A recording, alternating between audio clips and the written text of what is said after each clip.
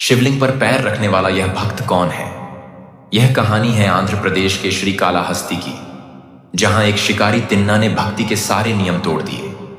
तिन्ना भोले भाले थे, उन्हें शास्त्रों का ज्ञान नहीं था, लेकिन एक दिन जब उन्होंने जंगल में एक शिवलिंग को देखा तो उन्हें लगा कि यह उनका भगवान है और यह अकेला भूखा है।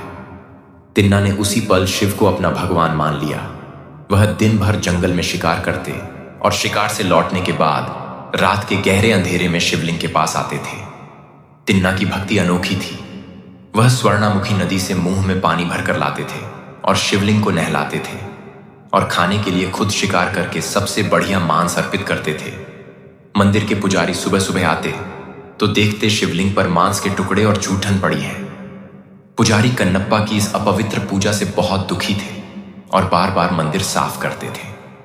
उन्होंने दुखी होकर भगवान से गुहार लगाई कि यह घिनौना काम कौन कर रहा है। तब एक रात भगवान शिव ने पुजारी को सपने में दर्शन दिए और कहा, घबराओ नहीं, कल तुम छिप कर देखना, मैं तुम्हें उस भक्त की सच्ची भक्ति दिखाऊंगा। अगली रात पुजारी छिप कर देख रहे थे। कन्नप्पा अपनी रोज की तरह पूजा करने आए। तभी शिवलिंग की दाईं आंख से अचानक खून बहना शुरू हो गया। कन्नप्पा घबरा गए।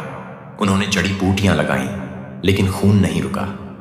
अंत में उस अनपढ़ भक्त को एक ही रास्ता सूझा।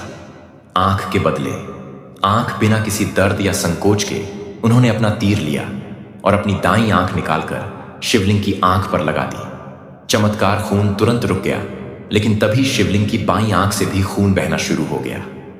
कन्नप्पा समझ गए कि अब उन्हें अपनी दूसरी आंख भी देनी होगी, मगर उन्होंने सोचा, दूसरी आंख निकालने के बाद मैं देखूंगा कैसे कि आंख को सही जगह कहां लगाना है।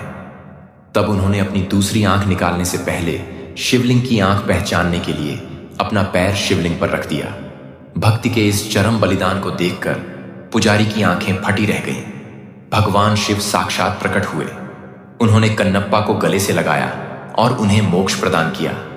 जिस जगह कन्नप्पा ने यह बलिदान दिया वह आंध्र प्रदेश का श्री कालहस्ती है। इस जगह का नाम यहाँ के 3 पुराने भक्तों पर पड़ा है। श्री यानी मकड़ीकाल यानी सांप और हस्ती यानी हाथी, जिन्होंने यहाँ स्वर्णामुखी नदी के किनारे स्थित वायुलिंगम की पूजा कर मोक्ष पाया था।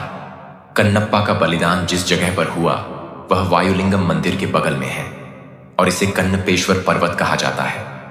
यहीं कन्नप्पा ने अपना नेत्र अर्पित किया था। मंदिर तक पहुंचने के लिए लगभग 325 सीढ़ियां चढ़नी पड़ती हैं।